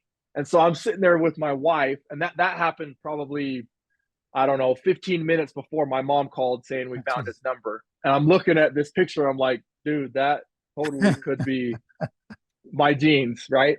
So then they find his number, and I'm like, yeah, go ahead, So they call him, and lo and behold, it turns out to be him.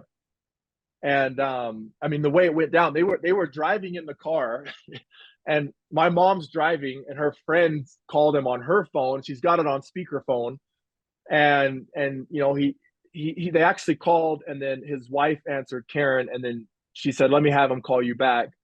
So he called them back, and the way, I guess they said, hey, this is weird, but did you happen to play football at Utah State? He said, yeah.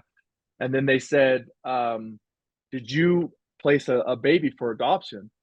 And he said, you're kidding me. You're talking about June 16, 1984. And they all started screaming, and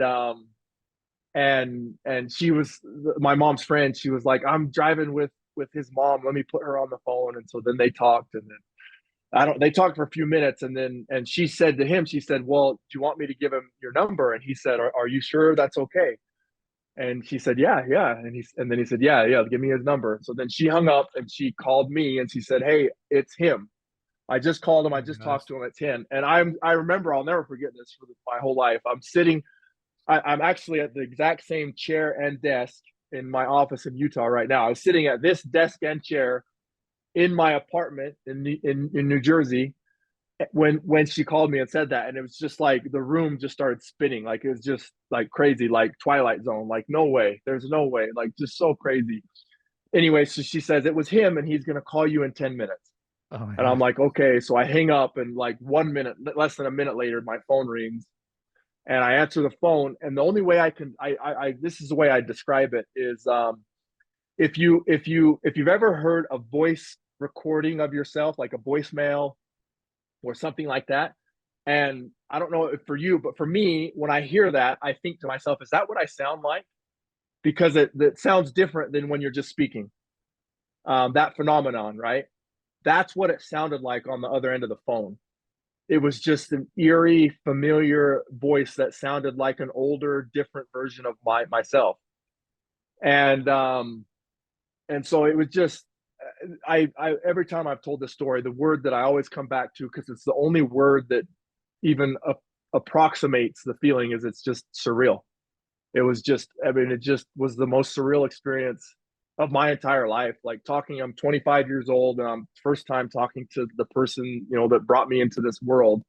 And and he's a great guy. Like, it just, because you always wonder, like, did I come from a dirt bag? And you don't know, like, you don't know where you came from. And but he was awesome. Like, he was the most amazing person. And some of my siblings who are adopted, they had like terrible family situations that they came from. Some of them were adopted when they were older, and they came from like terrible situations. But so you just wonder, and it turns out, like, he's the greatest guy in the world. He's awesome. And you could just feel it immediately talking to him on the phone. And yeah, I mean, it was just surreal talking to him. And then I was sitting at my computer, and his wife emailed me started emailing me pictures. Oh, cool. And the first picture that popped up was a picture of him and her. They were at a wedding, and at that point in time, he had a bald head. And I mean, it's like spitting image, and it was just like the craziest thing in the world to just look at the older version of me. It was just weird. It was wild, just one of the wildest things that I've ever experienced. Do you remember like the first thing he said, or what did he say and what did you say? I mean, I know time is gonna make it difficult to remember all the specifics. It's funny. So I wish I had that phone call recorded. Yeah. I don't. And I ended up speaking for the first time with my birth mother a couple weeks later, and I do have that phone call recorded. Oh wow. So I have that whole thing recorded, but with him, I don't have it recorded. And I think he said, the first thing he said was something like, "Hey kid," or like, something along those lines. And uh yeah, I don't remember. I remember a lot of the things we talked about. He kind of went through everything that happened. And I mean, I told him, kind of my life, like Cliff Notes version of, where I grew up, and what, I went to BYU, and all that stuff. And then he told me kind of where he grew up. He went to Layton High School. He grew up in Layton, and told me that. And he kind of went through what happened with, with Amy and him, and he went through all that. And I mean, it just, yeah, I mean, we spoke for like 2 hours, and it was just a blur, like just that surreal word again. It was just wild. Really cool that your mom Nancy is totally supportive of this, because you could imagine I mean, that's difficult for a parent, right? I mean, I would imagine if I had adopted a child, there would be some, maybe fear about the unknown of how is this going to affect you, and maybe my Yeah, relationship with my adopted child. And so I think that's really cool that she was supportive of that. When yeah. Go ahead. I was gonna say, when you, well, any thoughts on that with Nancy? Did she have any Yeah, no, reservations or? they yeah, I mean, no, so my both my parents, Gary and Nancy, they're awesome. They're amazing people. Um, it was kind of interesting. So my dad Gary, he didn't really know that this was all happening, Oh. and it did kind of catch him off guard. Um, which is kind of like par for the course. Like all the kids that they adopted, like, she's there filling out papers, and then he's like, wait, what are we doing? Like, that's just kind of how she rolls, just full steam ahead, like get on the train, and to his credit, he gets on the train. So it was a little awkward, like it did kind of catch him off guard. And um but I mean, ultimately it was fine. And he's fine with it. And there's a great photo of like when we met the first time we met Maurice and his family. This first phone call was December 3rd, 2009, and 1 month later, on January 3rd, the Giants played the Vikings, and so Mm. that's when we met for the first And he time. was And still living in so my Minnesota parent, then. yeah, he stayed in Minnesota. He lived in Minnesota, and so that's, we were like, this is perfect, we can meet and all that stuff. And so my parents came out for that, and my wife came out from Utah. My wife went over from New York, and all three of them landed before the team did. So they actually met them before I did. Oh, wow. And there's a great photo of my two dads, um, of talking, and it's just a great photo. And my dad Gary, he's got a tear in his eye. I don't know what they were talking about, but it's a great photo. And that's the thing that's been really amazing, is through all of this, they have a good relationship. They chat from time to time. And you know Maurice has come into town and come to family parties, and been over to the house. And it's just everybody is um very cordial, and has a good, positive, healthy relationship. It's awesome. Like it's been really great. So you get to Minnesota then, and where did you meet him? Is he waiting at the hotel? Like, where does this meeting happen? Yeah, What's that so like? yeah, it was amazing. So I told the team kind of what had all transpired. And I don't remember who I told on the team, but they were really cool about it. And so they set up to have a room for us at the hotel. So right when we got there, I went right to this room, and they had already met because they all got there earlier, but they were waiting in this room. And it's kind of interesting. Like my wife says that when she met him, Maurice, like, she gave him a hug, and she said it just, the word that she uses is familiar. Like it just felt so familiar. She says it felt like hugging you. Like it's just Yeah. so familiar. And if you look at him, he's built like his shoulders, his arm, like he's built exactly like me. It's crazy. He's 3 inches shorter, but his upper body is like identical to mine. Um, and so anyway, they're all waiting in this room. And I mean, and that's another thing. I wish we had that recorded, that reunion. I mean, it was like the most magical, transcendent, just fairy tale experience, literally, of my whole life. Like it just, um, yeah, it was amazing. Just walking in there, and for the first time, you see this person that brought you, like I said, brought you into this world. Like it's just, um, it was incredible. Had he been able to see or hold you when you were born? Do you know the details of No, that? I do know the details. I actually, before doing this, I read this letter.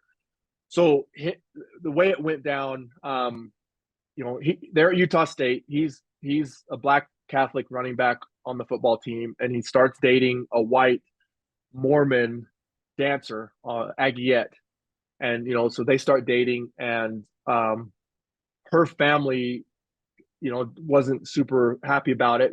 He wasn't a member of the church, and then there was also, like, in that time, it's the early '80s in Utah, and there's also interracial taboos, and he said they always got looks and stares and comments. It was early for that, was like kind of when that started, interracial couples and all that stuff. So anyways, from the get-go, there's adversity to their relationship, right? Mhm. Um, Long story short, she ends up getting pregnant, and she they were like very, they both have said that, like, they loved each other. He's told me that, and she's told me that, and when she found out she was pregnant, she wanted to get married. And so when she told him that she was pregnant, she thought that he like, she kind of just assumed, like, okay, well, now we're going to get married. And unfortunately, he, because of all those things that I talked about, like, he didn't think it was going to work. He didn't think it would work out for them to get married. Because they had actually, like, right before she found out she was pregnant, they had broken up, and she, like, left. She kind of, like, left and she moved away. And so their relationship was kind of, a little fractured there. But long story short, she wanted to get married. He didn't think it would work. So the fact that he wouldn't marry her, that really broke her heart and really hurt her. And then she came back later and said, okay, well, I'm gonna place the baby for adoption. And to him, like, he just assumed that she would keep the baby and raise the Wow. baby. And so when she came and told him that, like, blew his mind. And he was like, no, like, don't do, if you're not gonna raise the baby, then give him to us. Like, we'll raise him, me and my mom, right? That's kind of what he thought. And she didn't want that. She wanted the baby to have, a stable family, a husband, father, or husband and mother, man and wife. um so it was just a tough situation. So their relationship kind of, like, this really Yeah. frizzled their relationship. And I don't know when the last time they actually spoke was. It was sometime before I was born, but the last communication they had was a letter that she wrote to him.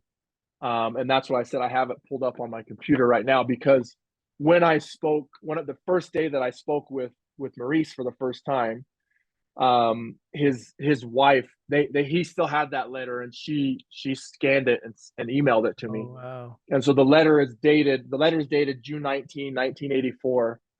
I'll just like, this is the start of the letter. I'm not sure where to start, so I'll get straight to the point. It's on June 16, 1984 at 2:28 a.m.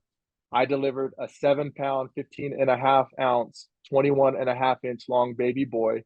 He was very healthy and had all his parts. Everything went really well. And she goes on and tells, this letter, and it's a heartbreaking Oh, that's letter. Like, it's heartbreaking. Yeah. super, it's super, super sad. And this was kind of her way to she says that in this letter, like, the phrasing that she uses is like, the last chapter of our book is closed.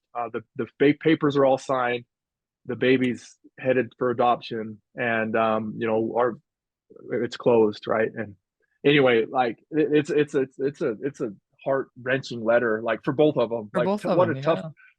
they're 21 and 23 years old. Just a tough situation. She, for her, I'm like, my heart hurts for her. Like, in our religious culture, she had to bear the shame of an unwedded pregnancy that everybody could see. And it's just the taboo of that, and it's tough. And the comment, I can't even imagine the comments and the looks, and so she had to bear that shame in a society, in a culture that really frowns upon that, unfortunately. And so I mean, my heart really hurts for her. She had to deal with that, and the pain of having a baby and giving it up, literally, like, there's, immense pain that comes with that. And so, like, when I look at this, when I read all this stuff, when I think about it, like, my heart hurts for her, and my heart just demolishes for him. This is his son, and he never saw me, never held me, never. All he got was this letter, and that's why he knew June 16, 1984. That's all he knew about me, was when I was born and how big I was. So kind of the inverse of what I had on my piece of paper, the height and weight. Yeah. That's all he had on me. My measurables. I didn't know my name or where I went or anything. Yeah, you could have been in any And part he of the had country. tried any part of the country. He didn't know where I went. He tried to find me, but he didn't really know where to look. And it was a closed adoption. So, I mean, it was a lost cause anyway. So, I mean, uh, my heart hurts for him. And that's, going back to that phone call, like the most tender moment of the entire phone call came at the very end. Um, he said, he broke down. He was just on the other end of the phone. I could just hear him sobbing, and he kind of composed himself, and he said, Bryan, I imagine that someday, the good Lord, will bless you with kids. And he said, I think he was at this time, he was, um, 40. Let's see, how old, 50, if he's 23 and I'm 38. So he was like 50 or 48, I think, at this time. Okay. So I was 20. Yeah, he was 48. He said, when you're 48, I want you to think about your kids, and I want you to think about losing one of them and then finding them. He said, Bryan, I have been praying for this phone call every day for the last 25 years. Oh my And goodness. today the prayer was answered. And like I said, it was just one of the most tender moments of my life. Just like I told you, it was very apparent talking to this person who I hadn't met yet, just Yeah. first time talking to him, that he was a great person. And that was just like the epitome of it. Just that moment at the end of the phone call, um, where it just really came through. Like, he's just a good guy. And what a blessing, what a answer to a prayer. It was just so amazing, just incredible. So just unbelievably touching, and the reception just unimaginable. And so now you have more information on your birth mother. So how do you proceed with that? Because that was different. That reception was different, and that was a whole different set of circumstances with its own challenges. Yeah. Yeah, completely different. So, he obviously knew her name and knew all that stuff. But like I said, they had spoken since before I was born. Their last communication was this letter. So he didn't know her number or where she lived or any of that. And he, like, to this day, he's still very angry, at the way everything went down. I mean, he feels like his kid was stolen. And I get it. Like, I feel for him. I feel for both of them. Like, I understand exactly what Amy wanted for me and why she made that decision. Just with the perspective of our religion and our culture, and wanting me to be raised in that environment. And so I completely can appreciate her desires. And then a father of three kids. Like, I can't even fathom losing one of them like that. So I have empathy for both of them. Um, anyway, so they hadn't spoken. He obviously knew her name and all that stuff. So he told me that, but they did have a mutual friend. So they had a teammate of his, and one of Amy's best friends got married, and he was still in contact with that teammate. And so he gave me their numbers and was like, through them, you should be able to find Amy. And so I called up, her name's Darcy. This is Amy's friend. I called up Darcy, and it's funny. Like, I think back about that phone call, and if you've ever, like, tried to just lay it on like, you're a super nice, great person. Cause I just remember like this phone call and just trying to act like I wanted so much for her to not hang up and like Yeah. tell me to go take a hike. But so anyway, I just spoke to her, and I mean, the gist of it was like, hey, so it turns out your friend Amy, I'm the son that she plays for adoption, and would love to get connected with her if you could make that happen. And anyway, she was like, let me talk with her and get back with you. And I was like, and that's when I was like, okay, that's no problem. I get it, and was just so nice about it. But so the way Amy, so Maurice, like he told people, I have three sons, and I don't know where my oldest son is. Like he told people, like he that's just how he processed it. And um on the other hand, after I went for adoption, Amy, um, she basically, the way she processed it was like, that's closed, and now I'm moving on with my life. And so obviously her family knew, but and she told her, a year later, a year, it was actually a year to the day, she got engaged. Her so she her husband, his name's Bryan too, and I can't remember if it was their first or second date. One of their first dates, she told him about this story. And so anyway, so he knew about what happened, and so he actually proposed to her on my birthday, my Oh, 1 year birthday.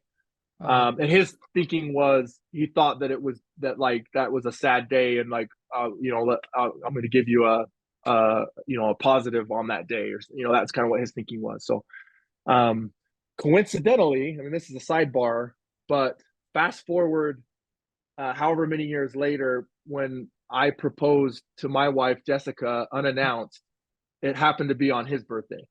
on Brian's birthday. Completely coincidental, if there is such a thing, right? So anyway, so Bryan knew, Amy's husband knew, but they decided, like, going forward, they weren't going to tell people.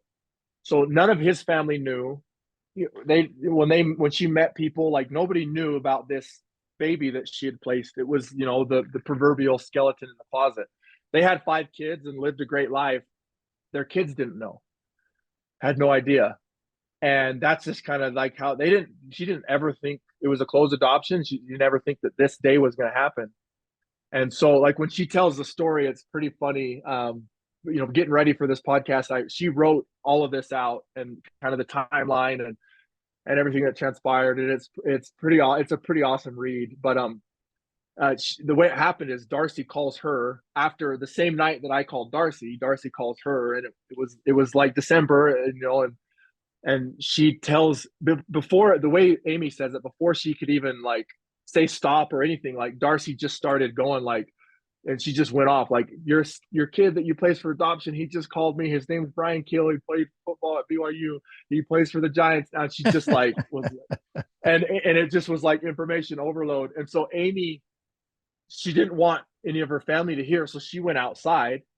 And so it's like a December night in Utah. She's outside freezing, talking on the phone to her friend, and her head spinning, like, holy cow, holy cow.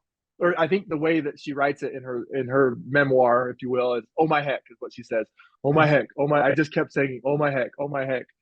Like, just couldn't believe, like, is this all real? So anyway, to make a long story short, it completely caught her off guard. Um, she was a mess. And I remember her being a mess. And when I read through her memoir again, getting ready for this podcast, I remember, it was like, whoa, wow, this was really tough on her. And I have empathy for it. There's so many emotions that I can't imagine going through what she did. And she's got 5 kids, and they didn't even know about it. And so on their end, they didn't know what to do. And, time passed, time passed, time passed. And her husband, Bryan, who also happens to be adopted, Oh, jeez. um the coincidences, right? So he was, like, telling her, like, hey, we kind of need to respond to these people. And so, and there, anyway, so it was like a couple weeks later, or a week and a half later, or something like that. when she finally got up the nerve. And then I can't remember who, and she had like talked to the counselors at LDS Family Services who she went through, and she had counseling from them, and what do I do and all this stuff. And I think one of them maybe suggested that she maybe talk to my mom first, and so she ended up doing that. She called my mom and talked to her first, and then I think the next day she texted me, and I remember getting this text and like, hey, this is Amy, and she wrote out, she's like, if I can get my breathing regulated, I'll call you in a couple minutes if that's okay. Oh my gosh. And so, like I said, I have that phone call recorded, and I listened to it before getting ready for this podcast. And the first thing that I say to her is, I was like, "Is your breathing? Is you doing okay? You know, I hope your breathing's all right." But so yeah, so that was a completely different phone call.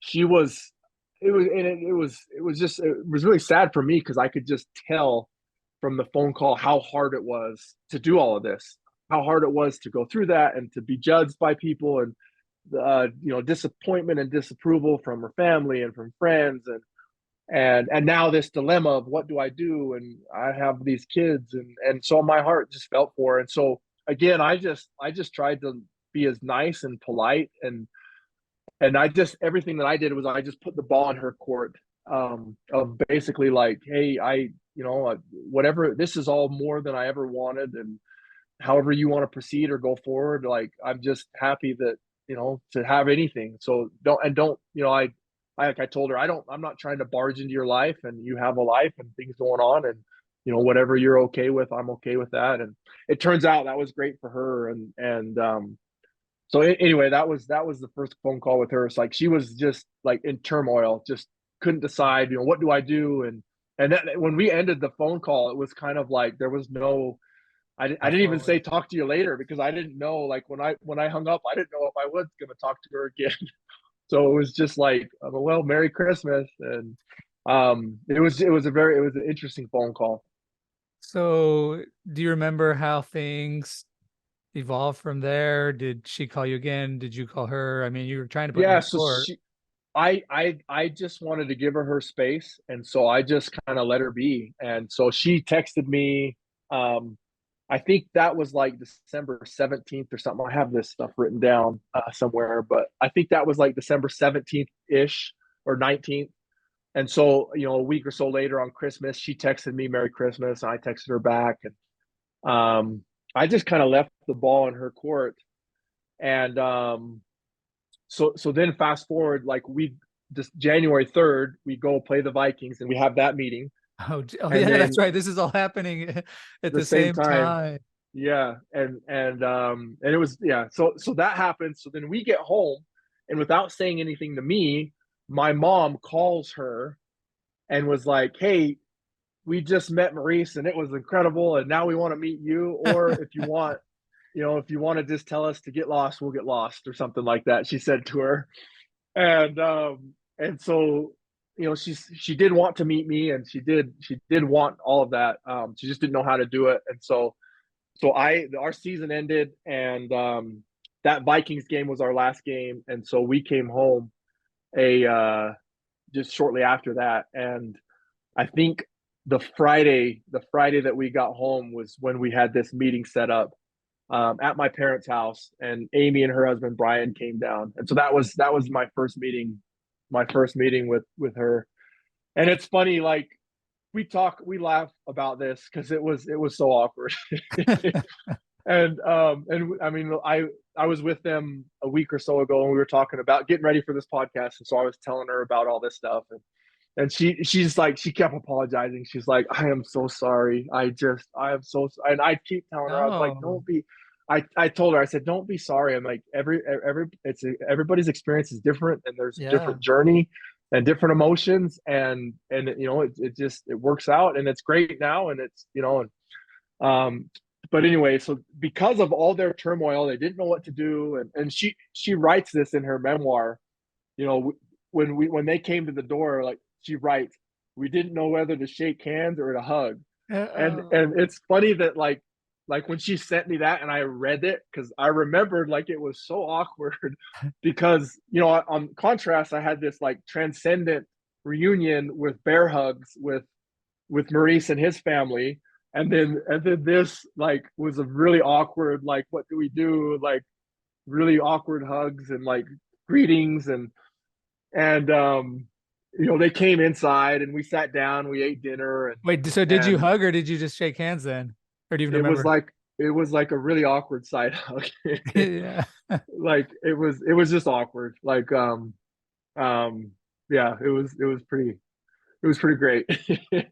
And so yeah, the whole night was just a little it was a little tough. And so um and again, like I get it. Like Yeah, of I course. don't like it's tough. I told her this. I've told her this then. I told her like I understand like there's so many emotions and they literally didn't know what they were gonna do, like with their kids and their neighbors and what do we bring this skeleton, this big 240 pound, brown skinned skeleton out of the closet, or what are we gonna do here? Like it's tough. I get it. Um, the night ended and they left and we all, like me, my wife, and my parents, we all kind of just looked at each other like, huh. Because it was so different than the experience that we had before. And a couple days later, she called me. I missed the call. She left a voicemail and she's like, "Hey, Bryan, it's Amy. I feel like I didn't get the greatest chance, with you the other night. There's still things I want to talk about, and I just think like it would be better if we could maybe meet in just alone, the two of us." Oh. And so I called her back and I was like, "Yeah, that'd be great, no problem." And so like a week later, I met her in downtown Salt Lake for lunch, and it was just her and me, and it was like without other people there, that's when she kind of was able to like relax and just I don't know, embrace it. And that's when it really was able to flow, and it was just a completely different, like all the awkwardness was gone, and we had like the heart to heart, and she told me about everything, and it was great. Like it was really awesome. And then we talked for like, we sat on a bench in downtown Salt Lake and like talked for like an hour, and then we met her husband Bryan for lunch. And it was funny because he comes for lunch and he was like, "So what are you guys gonna do?" Like, meaning, is she gonna tell people? Like, and we kind of both looked at each other like, I don't know. And I told him, I was like, the ball's all in your court. Like, whatever you guys want to do. I basically told him, I was like, I would love to meet your kids. I would love to be a part of their lives. But whatever you want to do, I'm happy with it. And so I totally just pushed the ball in their court. And so we left and had when we left, we had the bear hugs, and it was not awkward. It was great. And I just really just kind of let her be. And it's funny, like when I read her memoir, she writes like, she was mad because I wasn't calling or texting. And her husband Bryan would be like, "He's doing what you wanted. He's giving you the space, and she writes, I guess she was just a mess, like, tears and like just indecision. And she went and saw the counselors and talked to them. And finally it was at the end of February, it was like 5 or 6 weeks later, I was just sitting there one night and I got a text and it says, "Hey, Bryan, I have 5 kids excited to meet you. Oh. I have 5 kids here excited to meet you," because they had just told their kids. And that was like, for me, completely out of the blue. And it was amazing. And you're the older brother. I'm the older brother. And it's funny, like she writes, like that was part of her reservation. Like she was worried what her kids would think of her. She was worried that her oldest son, Harrison, would feel displaced, that he's not the oldest. Like she was worried, like that was just, part of it. Yeah. So that was like, we went to meet them. It was like the last week of February, the first week of March. I have this written down somewhere. I forget the exact dates, but and the plan was we were going to go up there, we eat dinner with them, and then for the first hour or so, and then the rest of her family was going to come over. And so we drive up, and we were late. We were running late, so they were all getting really antsy, and they're all looking they're looking out the window waiting for us. And we pull up to the house and they have written on the front window, "Welcome Brian and Jessica," in big letters, and they Oh, got balloons. And I guess she had told her kids nothing about me. She told them that my name was Brian, and I think she told them I went to BYU, but that was it. That's all they knew. And so we get out of the car and we're walking up and there. real quick, she's a cheerleader, so her other children are probably not 6'4", 240. No, they're not my size. So they're not my size. Their expectations are not. They're not my size, and they're very much smaller than me, and white, and I am not, and they didn't know that. So I'm walking up to the door, and I guess one of the younger ones, there's Max and Abe. I forget who said this. It was either Max or Abe said to the other one. They were like 10, and I think it was Abe. He said to the other one, he said, "Oh, it looks like he's been in the sun," because they didn't know. And so anyway, we come in and it was awesome. Like I give them all hugs, and I had seen their pictures. She brought pictures of them when she came before, and so I had seen pictures of them, and I knew their names, and so it was awesome. It wasn't awkward. It was just really cool. Like, hey, little bro, I always wanted a little brother. It was really cool, and so I give all these guys hugs, and it was funny. Like we're sitting down eating dinner, and one of them asks me, "So what do you do?" And because they didn't know anything about me, and so I pulled up on my phone, I pulled up a picture of me in a Giants uniform, and I showed it to him, and he was like, "You play for the New York Giants?" And they were all like just mind blown. It was pretty funny. Like it was a great moment. And then like shortly after that, her family started showing up, and she had told them um my name, but so actually she had told some of them my name, my full name. I'm trying to remember how it worked. Yeah, so I think she told them my name was Brian as well, but anyway, long story short, like some of them start walking in, and some of them were big BYU fans and like knew who I was. So they walked in and they're like, "No way, Bryan Kehl." And they had like watched me, and like it Yeah. was just funny. And so they come in and they give me hugs, and there was like this one cousin that, or I guess nephew of Amy, cousin of me, nephew of Amy. He walked in, and he just knew it was Brian, like, and he walked in and saw me, and he literally said, "No way, Bryan Kehl, New York Giants, I watch you every Sunday." And it was just so No funny. way. So anyway, that experience was on par with the transcendent reunion with Maurice. Just magical, like uh talking to all these people and meeting and they're all just great people, just salt of the earth, great people, just so happy and pleasant and nice, and just all this family just pouring in and giving hugs and just like so awesome. And the tender, like the tender moment of that whole night was when her dad, he grabs me by the head and pulls me down, and he kisses me on the head, and he says, "There, that was the last thing I did the last time I saw you." Oh my gosh. And it was just a Sweet. tender moment, just really really cool. And so we sat down, sat in a circle, and I kind of told him my life story and kind of told him about everything that happened and how this happened.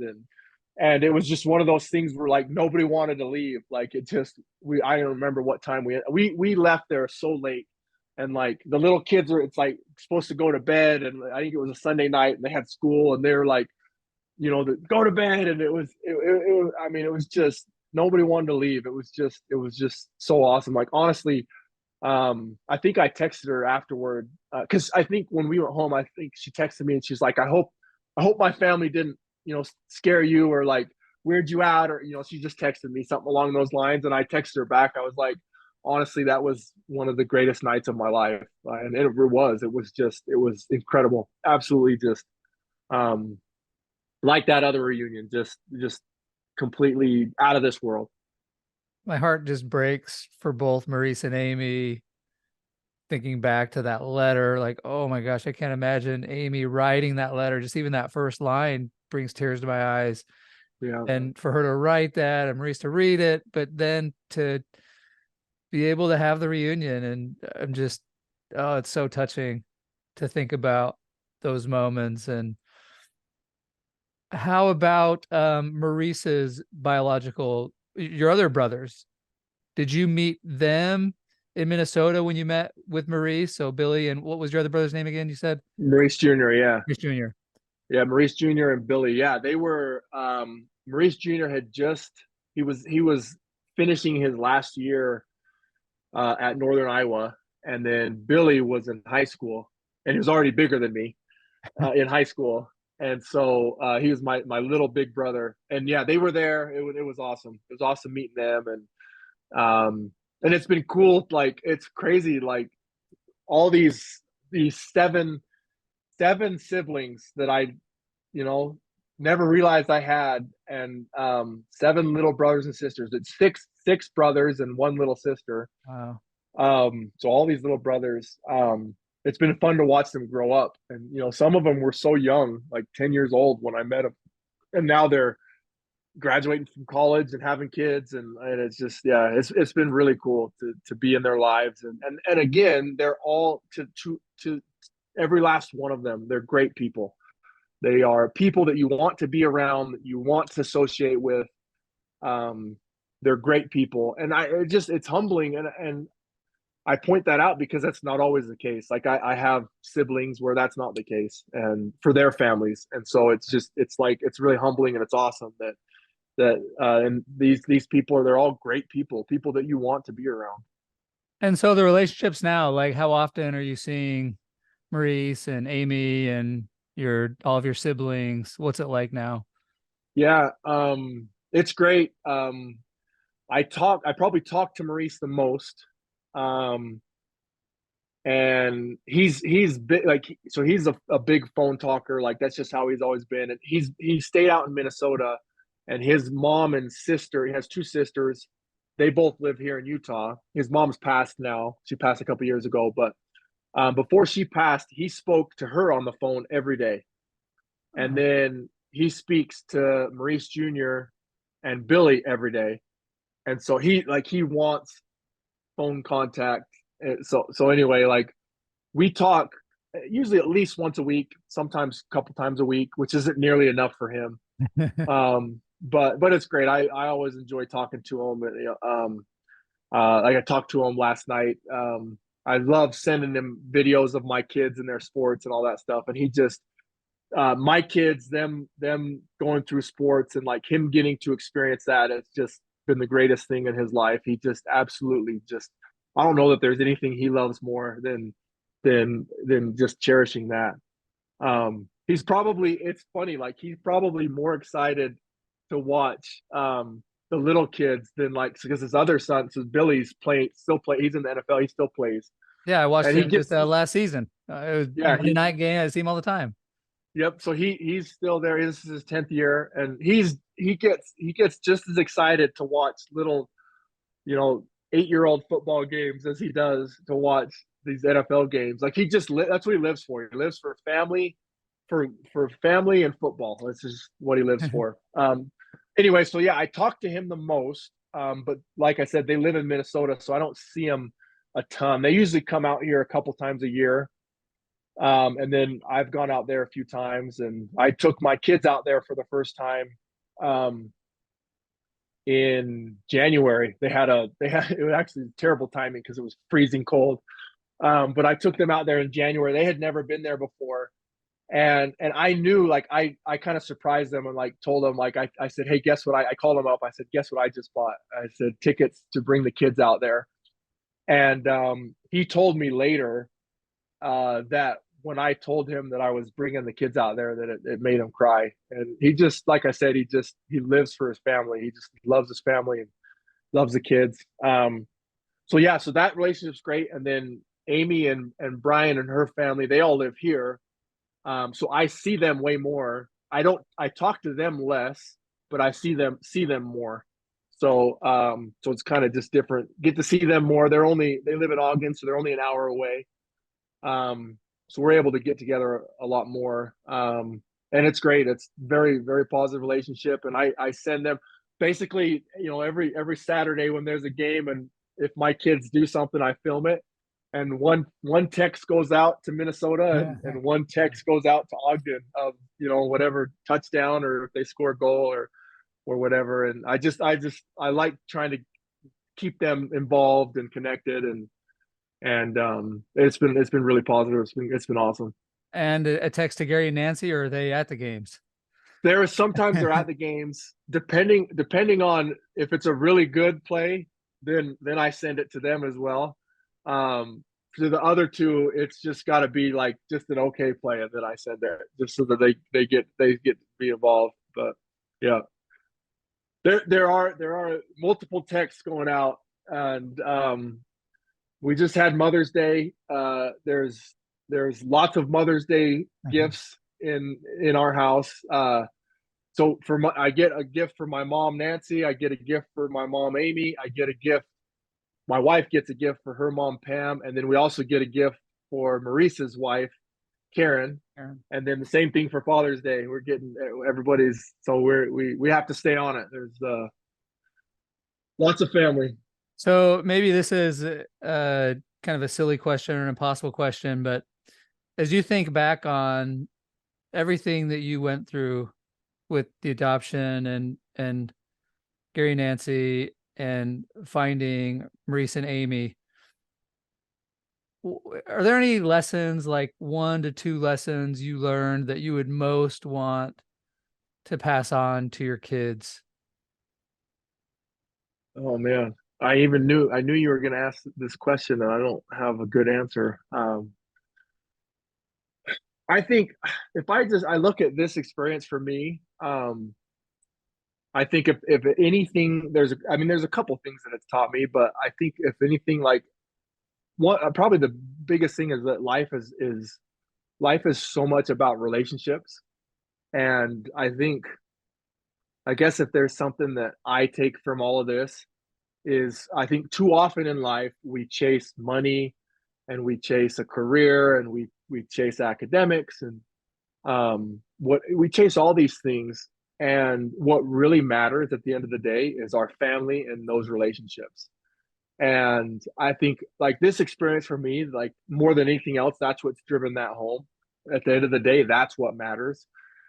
And so I guess the lesson or the advice or whatever that from this experience that I've learned that I would say to other people is just like put in that time and prioritize those things, because that's at the end of the day, at the end of your life, when you look back, like that's what matters. Um, Being at those games, and being at the barbecue, and having that phone call, and that connection, and being there, and being present, that's the stuff that really matters, and not all this other stuff that we chase in the rat race of life that we're all caught up in. I think more than anything else, like for me at least, and maybe it's easy for me to say that because I have eight parents and 15 brothers and sisters, so yeah, no surprise that I'm going to say that family is what really matters. But yeah, I guess that's what I would say is it's about family and those relationships. That's what life's about. It's interesting hearing your story. And I've met Gary and Nancy, and hearing this story, like, I just love them more. And I met Maurice randomly at we saw you guys in R&R one time, and I may have Funny. met him other times, but I think that was the first time I saw him off 106 in South Jordan. Yeah.